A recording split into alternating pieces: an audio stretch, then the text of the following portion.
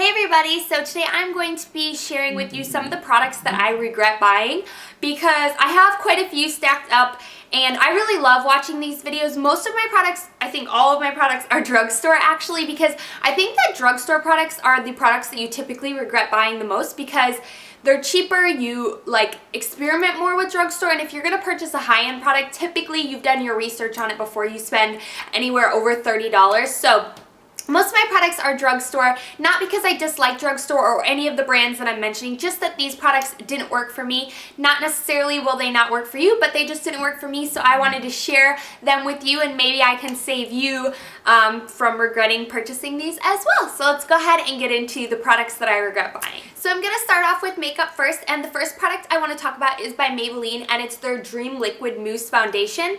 And I just didn't like this because no matter how lightly I applied it, it still looked too cakey for me. It was maybe too full coverage. I don't know, but I didn't like the finish of this foundation whatsoever. I have really greasy, oily skin, not greasy skin. This foundation left me looking greasy and it had a really, I didn't like the texture of it at all. And it also has some shininess, like some shimmer almost in the foundation.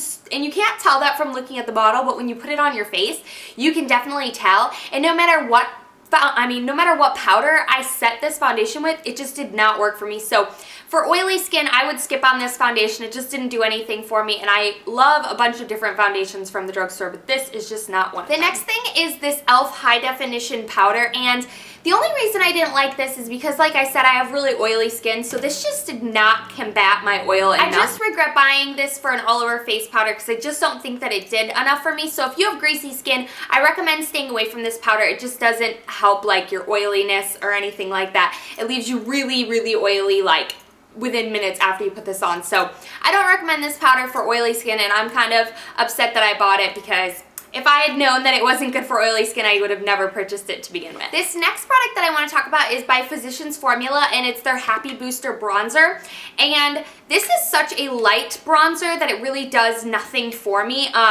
So it's very light with the bronzer, and the blush is so tiny, this little pink heart, that you can't really use it as a blush anyways. So I really regret purchasing this because I think this is anywhere from $12 to $15, and yeah, I just was not happy with this. I do like other Physician Formula products, but this one is just not one of my favorites. I just think that it's a little too overpriced, and the function of this is just not very good. So I would skip on this if I were you, and I will never repurchase this product, and I doubt that I will even go through this because it's that useless to me. So I don't like this product whatsoever. And my last face product is the Loreal Bare Natural Gentle Mineral Blush, and the problem with this is I do not like the packaging. I do not like this brush on top because it's so stiff, and when you put it the product on it, it sticks in one spot. It's really hard to blend, and I just don't like this. It's so coarse and awful.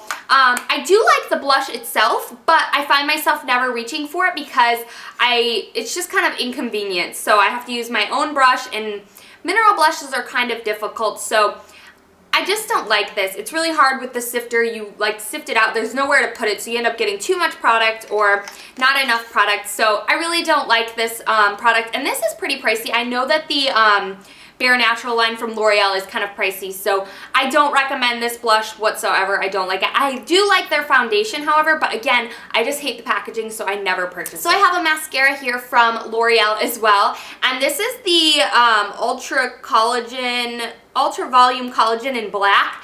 And I heard about this from It's Blondie. She did a mascara routine, and I picked this up because she recommended it. And I should have known that I didn't like it because she liked the Lash Blast Volume and I don't. But I wanted to give it a try because I had already purchased the Lash Blast Volume, so I figured I would pick this up, and I just didn't like it. But if you've watched her routine, which I will link down below, she also mentioned the CoverGirl Lash Perfection, and I love that mascara. This one just didn't work out for me. I don't like, it just really does nothing for my lashes alone, and when I build it, it gets way too clumpy. I don't like the color of this mascara, even though it is black. It looks pretty gray, so I just regret buying this mascara. and I wouldn't pick it up if I were you. I just think L'Oreal has a lot better mascaras. I really like their false fiber lashes one a lot better than this one, so I regret picking this up. I wish I would have picked up my favorite L'Oreal mascara instead. And then I have 2 lip products. This first one is an e.l.f. glitter gloss, and I love e.l.f.'s glossy glosses, but I do not like this, and it's way more glittery than it shows on the website, which is one thing that sucks about purchasing from e.l.f. I love the application, I love the bottle, everything that it's packaged. The smell is really nice. The only problem with this lip gloss, even the color is nice, is that when it wears off, you just get chunks of glitter everywhere. Like, the gloss will wear off, but the glitter will stick on your lips and like all around your lips. It's just awful. So I hate glitter lip glosses, and this is no exception. I don't like this, but I do recommend their glossy glosses. They're amazing. So I just don't like this much glitter in my lip gloss. It's way too much, and it's not finely milled glitter, so you feel the chunky glitter on your lips. No good. And this last lip product I want to talk about is the L'Oreal Color Riche lip glosses, and I have other ones from this collection and I love them. This color just didn't work out for me. It's the 151 Baby Blossom, and I heard that this was a dupe for NARS Turkish Delight, which is why I picked it up, because I would never be drawn to this light of a color. But literally, these glosses are so pigmented, so this color, like on my hand, is what you get on your lips. It's like white out on your lips. It's the ugliest thing in the world. Even if you shear it out, it still doesn't look good. So I don't recommend this color whatsoever. I like a lot of I like their watermelon one the most. It's amazing. It's like a really nice pink, like juicy looking gloss. I love it. This one is just so opaque. Ugh, I hate this color, so I don't recommend picking up this color from this line. Don't waste your money. Alright, so moving on to some skincare products. The first one are these Pond's Wet Cleansing Towelettes, and this is the Morning Refreshed line. So these are like a makeup removing wipe. The problem I have with these is, first of all, the solution that's on them is just not strong enough to take off your makeup, and it's too harsh. Like, I feel like it burns my eyes, and I really hate the smell. I just used one to clean off that lip gloss on my hand. I really hate the smell, but that's not the problem. I just think that these were a waste because, first of all, like, they're pretty expensive. I bet they're like $6 or $7, which isn't that expensive, but just to clean your hands of makeup, which is what I use them for, I would never repurchase these again because I just don't think that they're good enough to put on my face. It takes multiple ones to actually take off my makeup, and then I still feel like I have makeup left on my face, so I don't think these do a good job. And they're one of those exfoliating ones. So the only thing that I ever use these for is, again, when I'm at my makeup table, like, and I need to wipe something off or clean up a mistake. That's the only time I use these for. Other than that, they leave a really sticky residue on my face, so I don't like them. If you are in the market for a cleansing makeup removing towelette, I recommend the Neutrogena ones. I don't use any makeup towelettes really, except for when I'm traveling and I use the Neutrogena ones. These ones were a total fail for me. I do not like these whatsoever. The next products that I have is the CVS Purifying Mint Mask, and this is supposed to be similar to the Queen Helene Mint Julep Mask, and I've tried that mask millions of times. I absolutely love it, and I picked this one up because the CVS did not have the Mint Julep one, so the Queen Helene one, so I just picked up this one, and I was like, oh, it'll be the same, it's just the store brand. Oh, was I wrong. This is like not a good consistency. It doesn't like dry. It's weird. I don't like this, and normally I'm one of those people that's like, it's the store brand, it'll be fine, it doesn't really matter, but this is one of those products that do not save like $1 or $2. Go for the real one, which is only like $3 or $4 anyways. I do not like this mask. The consistency is totally different. The smell is different.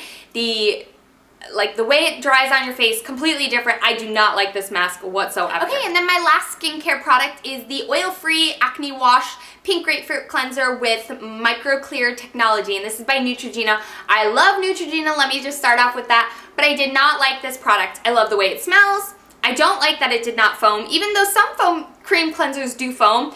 This one did not. What I also didn't like about it is that it made my eye area super, super sensitive. And I know that's because it has acne fighting properties, but I can still use other ones, and it didn't. This affects me in a completely different way. If I got it in my eyes, literally, like, my entire eye would be in so much pain for like a long time. Like, it was bad. And another thing is when I got it even near my lips, it would burn my lips. It was the weirdest product ever. I love the way it smelled again, and I do like this in like the liquid pump version, but not in this formula. It's so, so bad. So I don't like this, and I don't recommend picking this up. It's just not very good. I have one body product, and it's by Jergens, and it's their Natural Glow Daily Moisturizer, and it's the firming one, and this is for the fair to medium skin tone. That's the only problem that I don't like about this. Overall, I love Jergens Natural Glow Daily Moisturizer, but in the medium to tan, or the tan to dark, I don't know what it is, but the darker version of this. I picked this up on accident, just grabbing it. Like, have you ever done that with mascara? Like, you pick up a brown one, you're like, get it home, you're like, ah, darn, I wanted black.